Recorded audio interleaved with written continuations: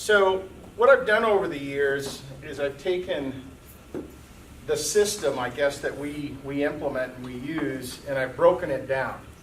And at the end of this, we're going to share this 5-page sheet that I use. Been very, very lucky and very fortunate over the years. We've had some really wonderful people since I started teaching in 1991. We've trained 5 world champions, 13 national champions, and probably everything else in between. And certainly, it's not because I'm a great teacher. It's just that they're really motivated, hard-working people. And if you give some people the right direction in life, they'll take the ball and they'll run with it. Just like any professional athlete, you can have an athlete that's pretty good at what they do, but if you put them in with the right coaching and the right systems, they'll thrive. They'll do really, really, really well. So I gotta start this seminar off by telling you a quick little story, and hopefully if you haven't heard it, I don't bore you to death with it.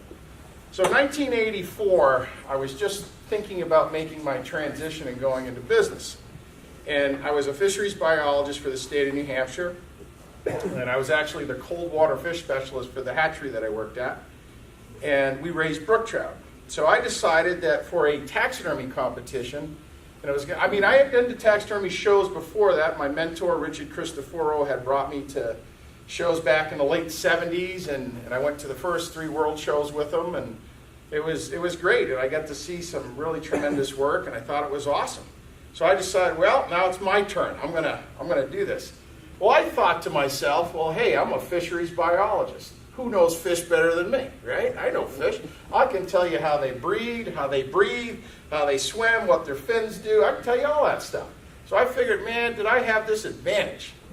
Well, I decided I'm going to put a largemouth bass together because I figured, well, it's a very common fish, and whoever the judges are, they've probably seen one. So I figured I'll pick a species that, pretty universal. Everybody can look at it and know what it is.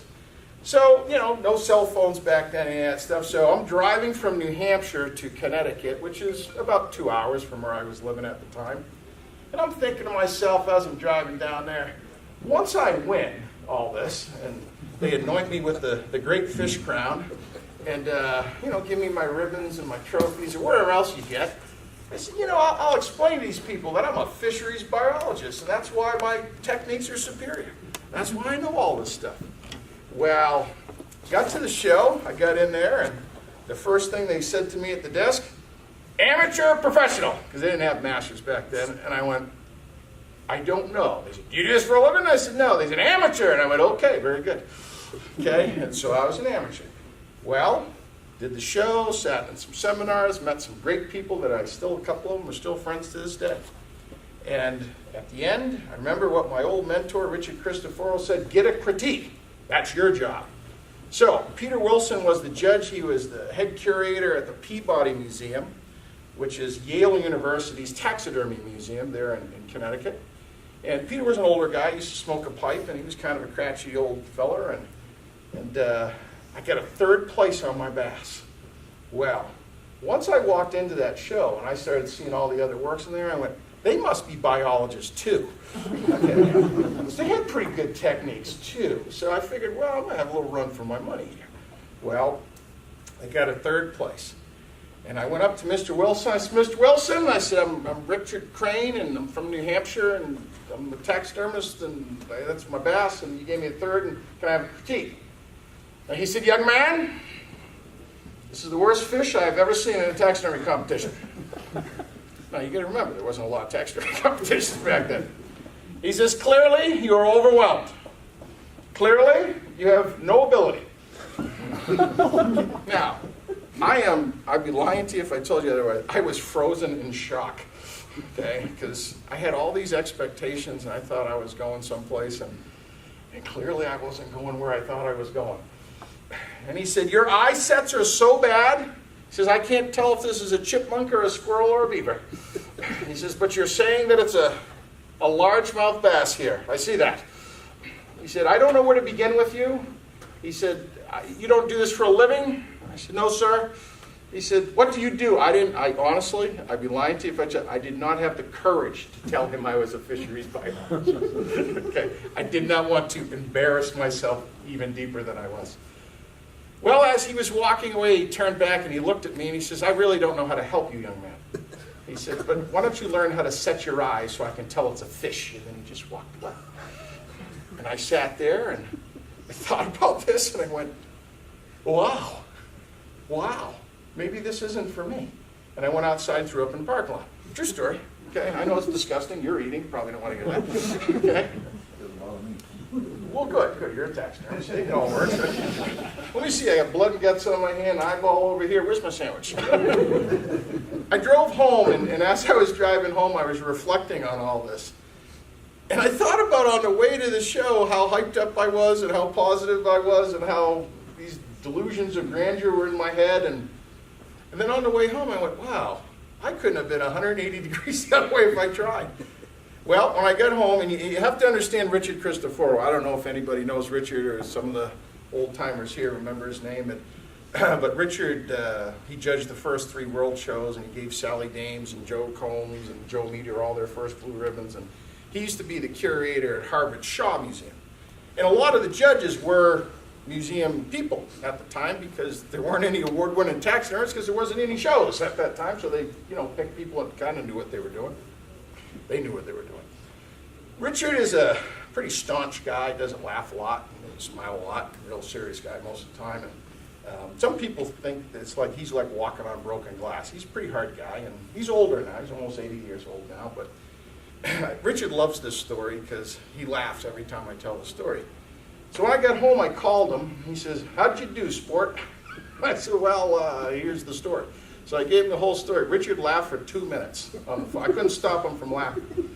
I'm going, ain't that funny? Well, he said, what are you going to do? You going to quit? You going to give up? It's all over for you? I said, maybe. I said, you don't understand. I said, I got to go to work on Monday. I said, I mounted this fish at the hatchery.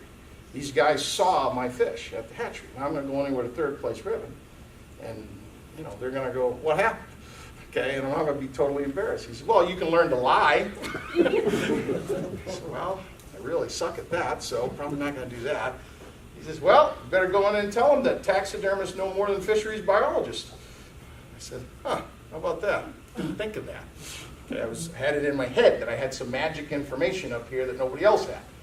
Well, I went in there, everybody got a good laugh for about 2 weeks on me. Hey, hey, this is a brook trout. You know what this is? Mr. Taxidermist, you know what this is? Yeah. Well, 2 months later was the New York show. And I decided, well, I'm going to put another fish together. No guts, no glory, right? Got to give it a shot. Did another bass, brought it to the show. Except this time, there was a really nice gentleman from Canada, Ron Reynolds. Okay, Ron was judging the show. And I liked Ron. I liked Ron a whole lot better than I liked Mr. Wilson, because Ron gave me a 3rd. Okay, but you got to understand back then, 1 first, 1 second, 1 third. No multiple ribbons.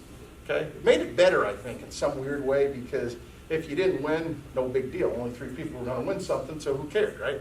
Well, that wasn't even really the case. They had to give out the 3rd, and they had to give out the 2nd, but they didn't have to give out the 1st. Okay. Well, I found out that at the New England show, there was only 2 other pieces, okay?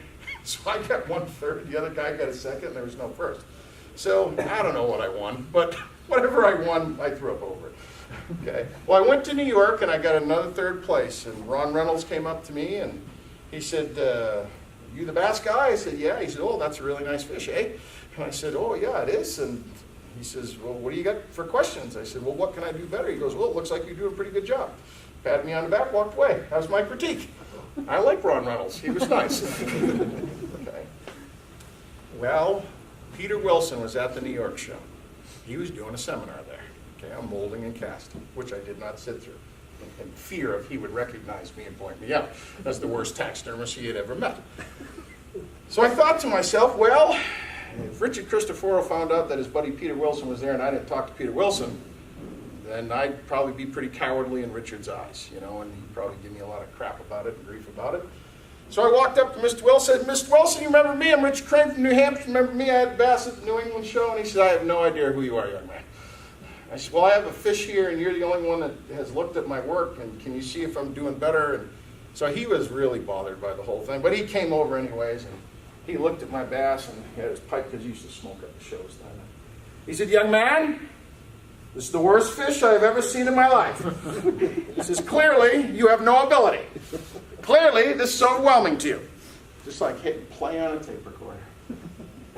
And I laugh about it now, but I sat there. I actually thought to myself, are you breathing? And I didn't know if I was breathing or not. And I said, this is not for me.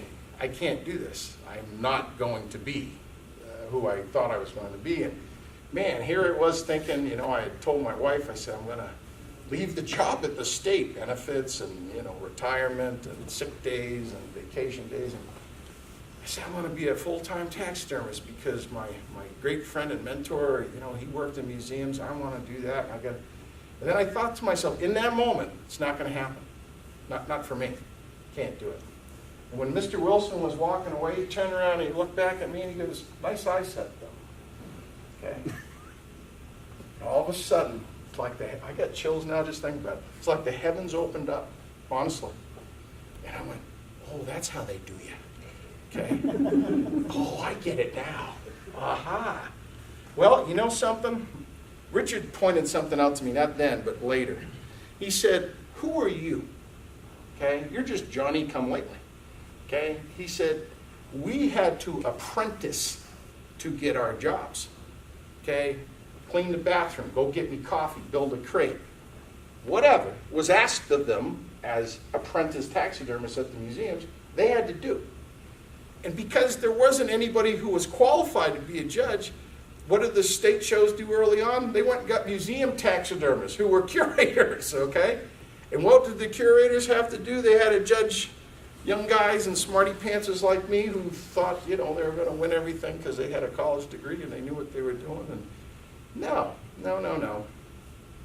I learned a great deal about myself, and I learned a great deal about taxidermy at that time, is that taxidermy is this big, long journey, okay? You're never going to know everything. And as far as I know, I have never seen a fish, a deerhead, or a bird that's going to swim, fly, or crawl out of this room. Okay, it's not going to happen. I know you're all really good at what you do, but it's not going to happen. Okay, the best that we can do is take all the information that nature has given us that is not changed in our lifetime. It's not going to evolve. Okay, it's going to stay the same. You got to figure out how to ask the questions. Okay, find the right answers. That's part of what all this seminar is about. If it gives you one thing, I'm going to teach you how to look at things differently, okay? And ask questions that you haven't seen. Now, the most important thing to me is always this. If you can see it, you can do it. That's what we do. That's what it all comes down to. We see something and we replicate it or reproduce it. But if you don't see it, how can you? Right? Score sheets are interesting. They are, because they're based on somebody's thoughts of, how does your experience equate to these thoughts on this day? You can get 10 judges and they can all see basically the same thing. Look, when we judge at the World Show, Larry Blomquist always says, no more than 5 points, okay? Meaning that if there's 3 judges or 4 judges, I don't agree with the 2-judge thing, because then you don't get a tiebreaker in there. But if you get 3 judges, you can't be more than 5 points off of each other, period. Okay, it doesn't always work that way, but most of the time it does. I've been really, really lucky, knock on wood here, that a couple times that I've judged at the World Show, I've always judged with some really good judges, and none of us have ever been off more than 2 points. So that means we're all looking at the same things, okay? Why is that? Because a fish is a fish, okay? A duck is a duck, a bird is a bird. Now granted, different species, different sets of information. A white-tailed deer is not a mule deer. A mule deer is not a blacktail. Okay? An elk is not a stag. So on and so forth. This is not my business seminar, but I always have to touch on that a little bit, because if you ever want to do this full-time, if you don't already do it full-time, or if you do it full-time, it's hard. It's really, really hard, for sure. But you know what? Not that I've figured it all out. I haven't. But, man, it's been a great ride. I always tell people, if the plane crashes tomorrow, I'm okay. It's all good. I've seen things with my eyes and gone places and done things. I was just telling some folks earlier that I got back from California on Monday. I had a little business to do up there, and Harvard brought me, anybody ever heard of Admiral Byrd? He's the guy that discovered Antarctica. Okay, before him, 1911, no one had ever seen a penguin, ever. Okay, no penguins, no books written about it, no pictures of them, no nothing. Well, I got to redo his penguin the other day. Okay, kind of cool. And his window seal that they brought back. I get to do fun stuff. I mounted the largest piece of taxidermy in the entire world. I don't want it chiseled on my gravestone, but it's kind of cool. 36-foot whale shark. Okay, that's kind of fun stuff. Done some orcas. I've even played around with some dinosaur stuff, you know, working at some of the museums over in Europe and stuff. In a million years, I never thought I'd go to New Zealand or Australia. I was just there last year. I don't know how to speak German, though my family's of Germanic descent. But I got to work in the Austria Museum there over in Salzburg 2 years ago. I'm just some kid from New Hampshire. That's all. I play with dead stuff. That's what I do. Okay? But if you work really hard at it, and you have a goal, and you have a plan, and you have systems, and you don't take no for an answer, and when it's facing you real hard in the face, you still don't take no for an answer. Okay? Who knows? But if you don't need this to put, and that's the only thing I'm going to say about business, but if you don't need this to put bread on your table right now, or to put, you know, money in the bank or whatever, then charge as much as you can. Okay?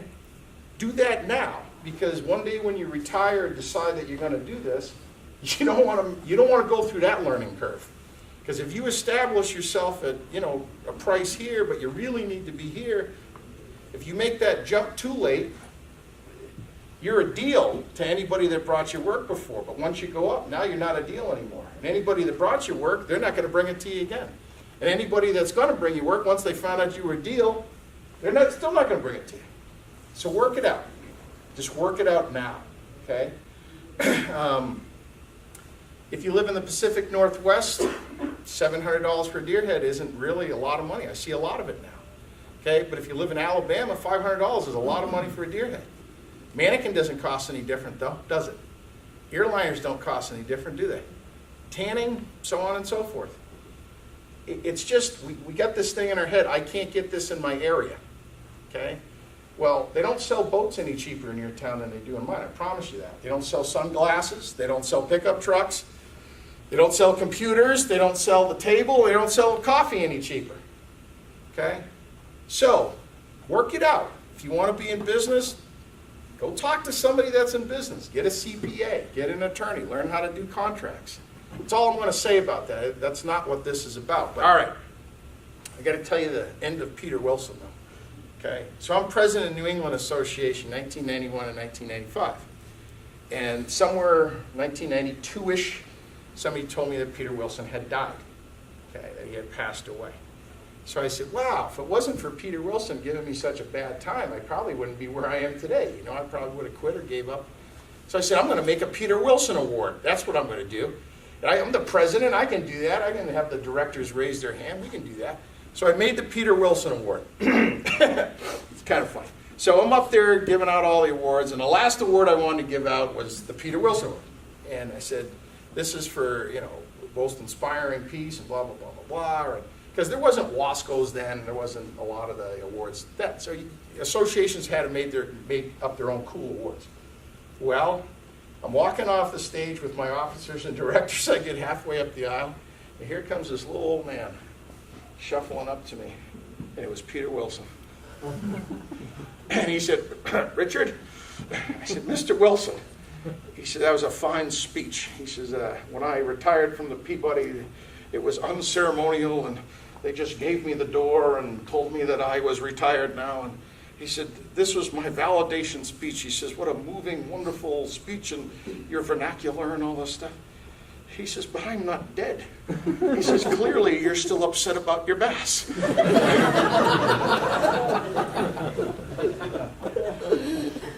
We all are touched by different people, you know, and I think about it, you know, I get up here, I've been doing seminars since 1989, and I've been judging since officially 1990, but I started my judge's apprenticeship back in 89, and you know, what's so cool, I guess, is that whether it's 1989 or 2019, same mistakes, same problems, same people, really, okay? Because you're dealing with a known thing, okay? The mule deer is the mule deer, right? The mannequins maybe get a little better, but a mannequin is nothing more than a suggestion, is it not? Okay? You have to learn how to read a skin. That's what you got to do. Okay? Once you learn how to read the skin, you make your adjustments. You make your mule deer look right to you. And then you bring it to a show. Does anybody know what an artist is? Anybody? Anybody? Nobody. You are all sitting here as competitive taxidermists. You don't know what an artist is? Okay, I'm just kidding. Nobody ever raises their hand for this. I'll tell you what it is. It's an 8-year-old. Okay, I know this to be true. Okay, I had a daughter. Well, I still have a daughter. She's still wonderful. She was 8 once. She came home. She said, look, she had done artwork. And you know what you do with an 8-year-old's artwork? What do you do with it? On the fridge. So now, it's galleried work, is it not? Okay? And kitchen is what? Like the focal point of the house. Everybody's in the kitchen at some point or another, right? You got guests, everybody comes to the kitchen. So now, you're a galleried artist. That's work is shown. Okay? Everybody looks at your artwork. And then the artist becomes the great artist. They learn new mediums. They take crayons and start coloring the walls. They take magic markers and start coloring the radiators. Okay? My daughter did all this stuff. Now, at 8 years old, is your artwork great? Yes? No. Okay? But it doesn't stop you from doing it, does it? No, of course not. So, when you become 12 or 15 or 18, at what point is it that you decide you're not an artist anymore? At what point? Is it when someone tells you you're not? Is it when your peers beat you down and say, that's not that good? Because mom and dad's never going to say that.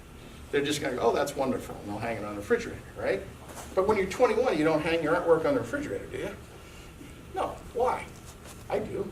I do. I ask my wife. If you come to my house, I'll have little sketches I put up on the refrigerator because I want to be that 8-year-old all the time, okay? Because they get to eat macaroni and cheese more often than I do. Okay? An artist is someone who has no knowledge that they are not who the rest of the world may think they are. Okay? An artist is somebody that has courage. Now, an 8-year-old doesn't know they have courage, but they do. They're not afraid to put it up there. They're not afraid to show it.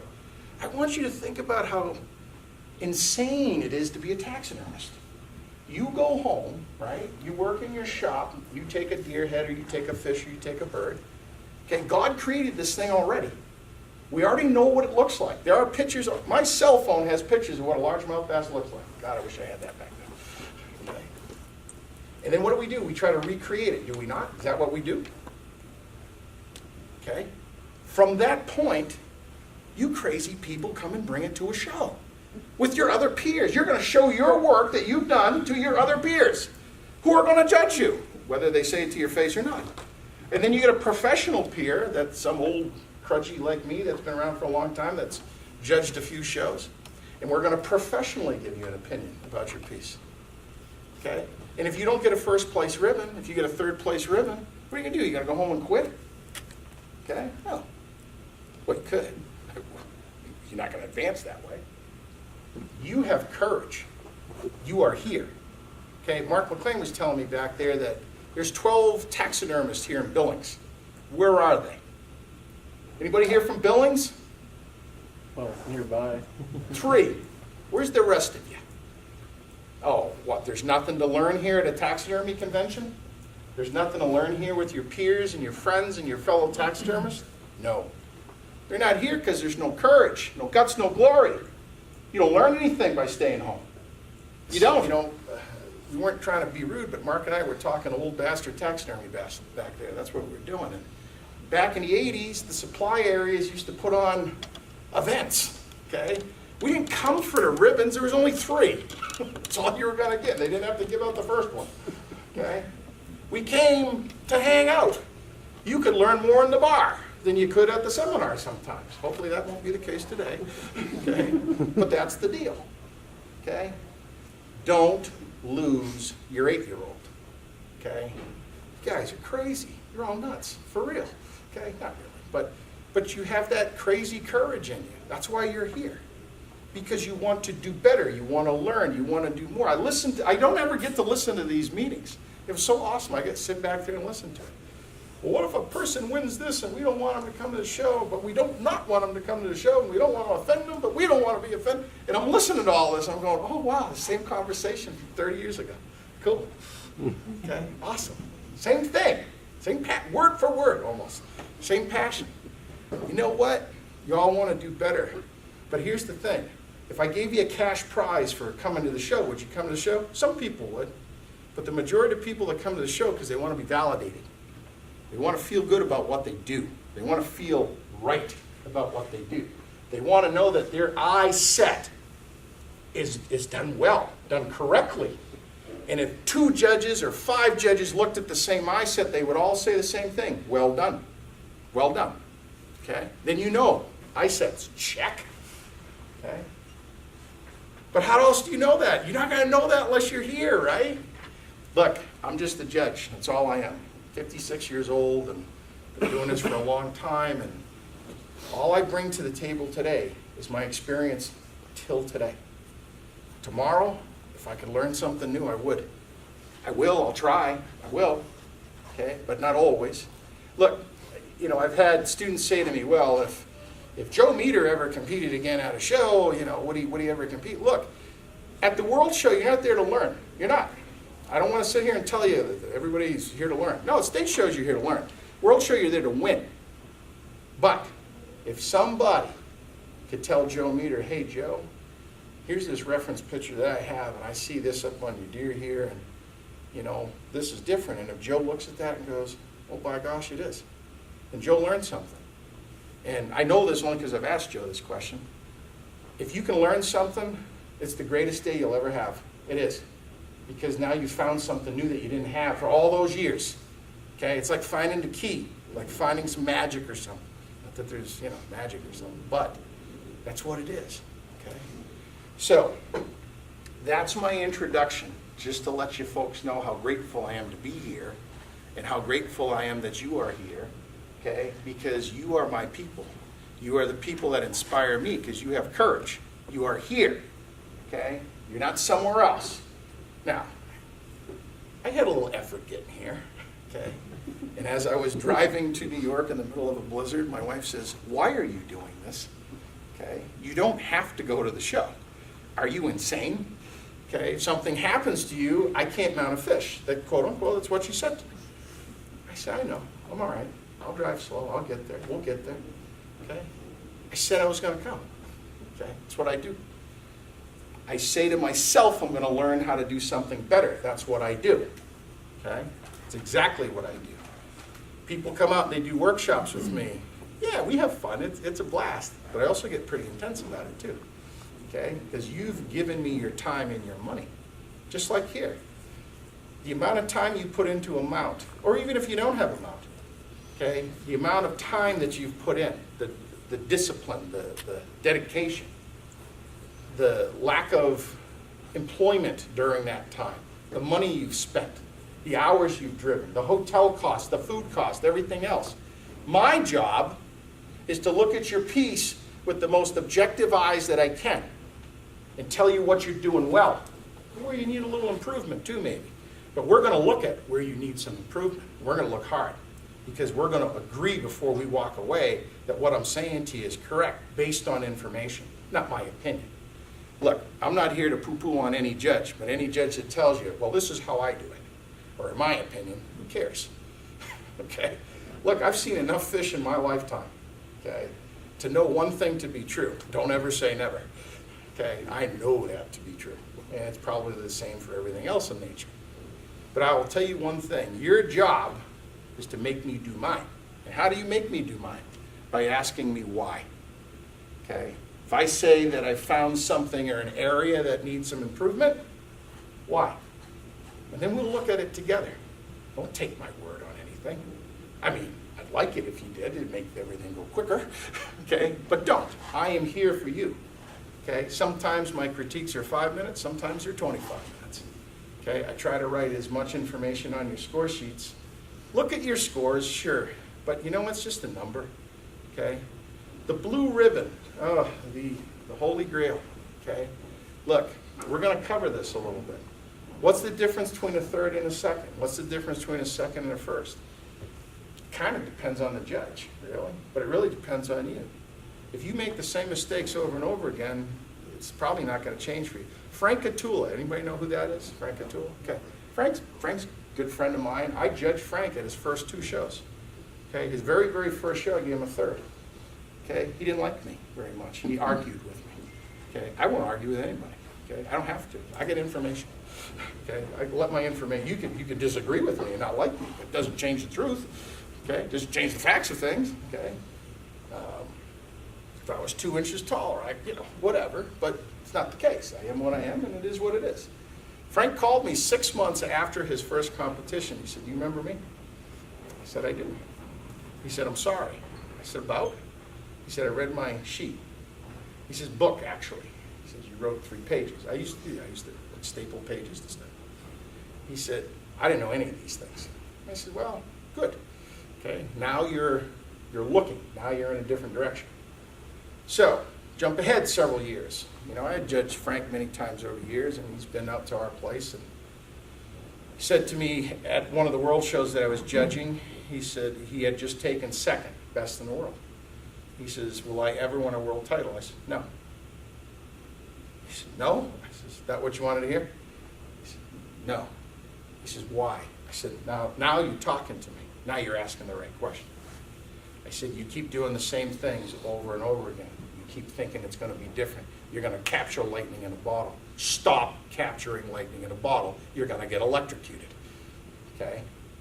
Learn what you're not doing correctly. Fix it. We all don't want to look into that abyss because it's scary. It's dark. It's a big, deep hole. Not good. We all like to do what we are comfortable doing. We all, look, if you set an eye grate, you set an eye grate. But if you can't figure out how a fin moves, you're probably not going to want to do that. So learn to do the things that you're afraid of doing. Maybe afraid is a strong word, but the things you're not confident in. Maybe that's a better word. Okay? Learn to do those things. I'm going to try to say this without getting emotional, because I get emotional every time I say it. I don't know why. Brian Nudie calls me and tells me what he did. I'm so happy for Brian. He's one of my students. Well, Frank is also one of my students. Okay? Frank's a friend, too. Brian's a friend, too. But when Frank called, okay, which was a half an hour later at 12:30 at night, and I don't answer the phone for most people, but Frank was so emotional and so upset, okay, that I couldn't understand who it was. I didn't understand what he was saying to me. But what he was saying was, "I did it," but I couldn't hear him. Okay, and I said, "You're gonna have to take a breath, fella, because I don't even know who this is." I didn't. I had no idea who it was. And he said, "I looked in the hole." That's when I knew who it was. And I said, "What happened, Frank?" He said, "I'm a world champion." Meant more. Not that it meant more to me than Brian's win, because Brian won best of show.